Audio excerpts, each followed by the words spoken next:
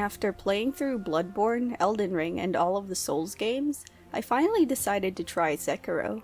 I've always thought that the game was intimidating, especially since it's so different from other Fromsoft games. You can't change your build if you're struggling in the game. You can only endure and learn.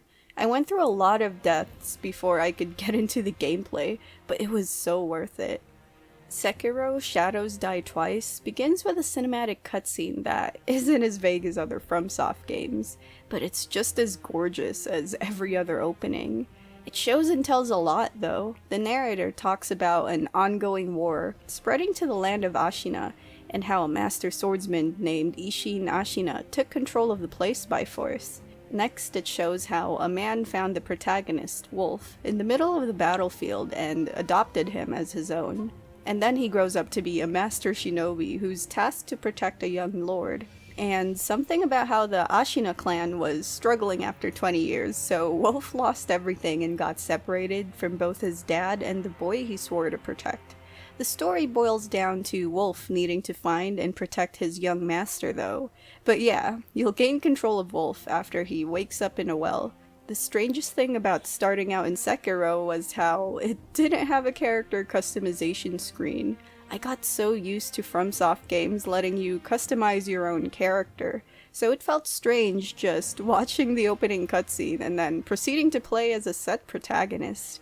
But it was interesting seeing him interact with other characters, even though his responses can be a bit dull.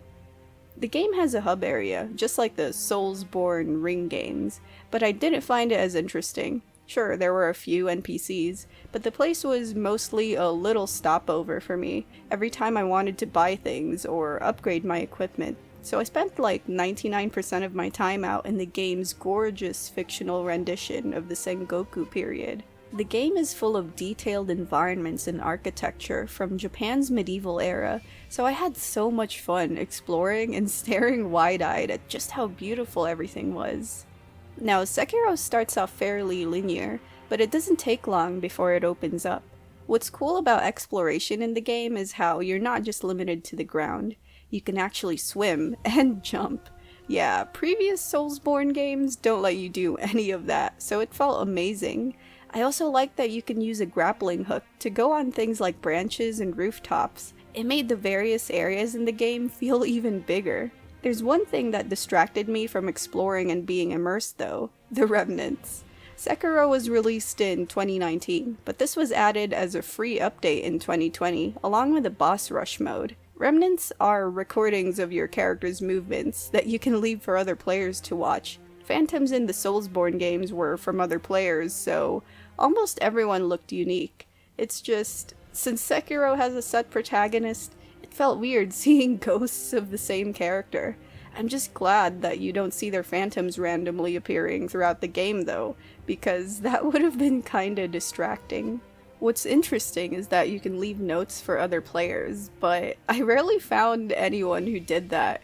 And I know remnants are a great way to help people discover paths and fight enemies, but a lot of them were just, yeah, I really think that Sekiro players are very different because of this. And the worst part is I kept falling for it every time. But after playing more of the game, I realized that maybe it's a curse. Playing Sekiro will leave you with a twitchy finger curse because of how much you need to parry throughout the game. Sekiro's combat was something that I had to really get used to. I played it almost immediately after finishing my Dark Souls 3 playthrough, so it was rough getting into the whole thing. I mean, many aspects of the game had that Fromsoft formula, from earning currency by defeating enemies to resting at idols just like bonfires. But I had to really adjust to the combat. Sekiro requires you to be aggressive in fights by pressuring the enemy while parrying and deflecting their attacks. Before getting into this game, I was used to spamming the dodge button and being more defensive in Dark Souls. Trying to approach Sekiro with the same strategy will result in a really bad time. I somehow got by with my Souls game muscle memory when I was fighting smaller enemies, but tougher enemies like the game's early bosses put me in my place. Hesitation is defeat in this game, so they punished me for dodging and being too scared to get closer. So yeah, I had to unlearn all the bad habits that I got from Dark Souls. When I embraced Sekiro's aggressive gameplay, everything started to flow nicely, for the most part. I still hesitated and panicked with the later enemies and bosses. Now, the reason why Sekiro requires you to be aggressive is because of the posture mechanic.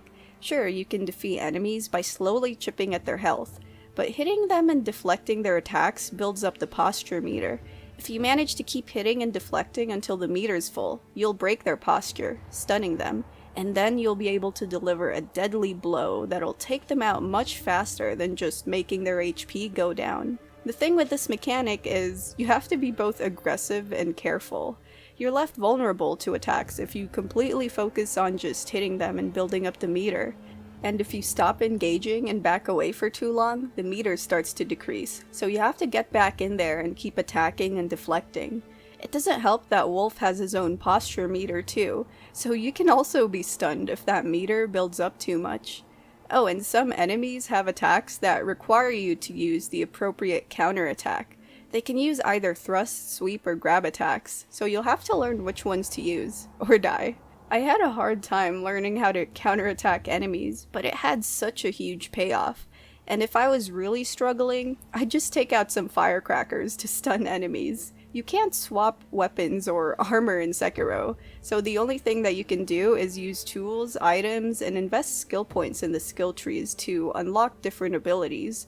Wolf's prosthetic arm allows him to equip things like shurikens, and even a fire blasting weapon.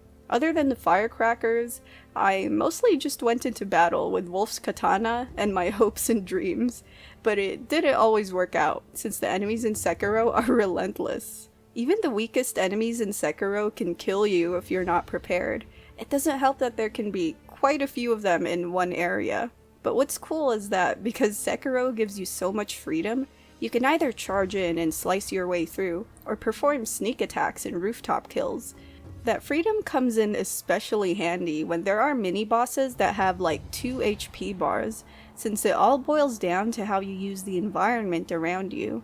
I can't say the same thing about the bosses though, because some of them were insane. They would have really fast attacks and delayed animations, which I think were worse than Dark Souls 3, but not as bad as Elden Ring. But I thought that the others were pretty straightforward, since they required you to successfully deflect and parry.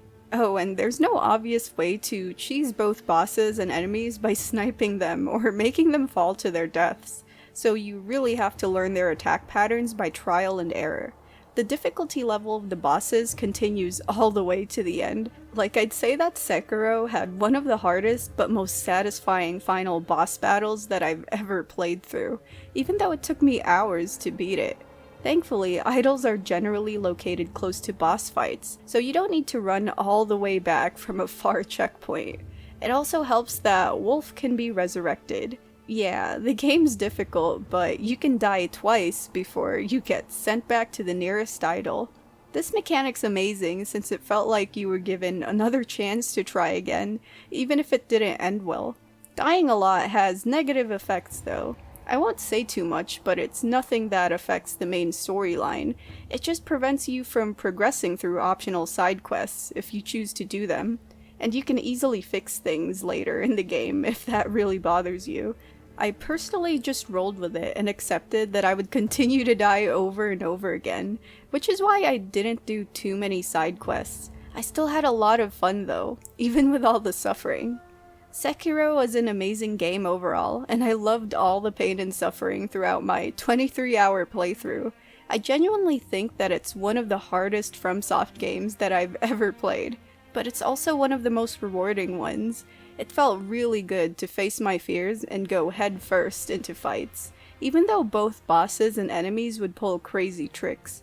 I also thought that the story was gripping and interesting. It felt oddly refreshing, experiencing a Fromsoft game that had a protagonist with a focused story from the beginning to the end. And I love the fact that things got pretty wild in the game halfway through. The Soulsborne games are still some of my favorites, but I'd say that Sekiro is on a different level, so it has a special spot on the best Fromsoft games for me. It's strange, but even after finishing the game, I still long to play something else that has a similar combat experience, even though I know it's something completely unique to Sekiro. Maybe someday we'll get a sequel or something similar. Let me know what you thought about the video, and like and subscribe if you liked my content. Thank you to my patrons at Patreon for supporting my channel. So what's next? Elden Ring and Shadow of Erdtree? I still need to play Demon Souls actually, but I would have to emulate that since I don't have a PS3. It would be cool to play through though. Anyway, thanks for watching, and I'll see you in the next video.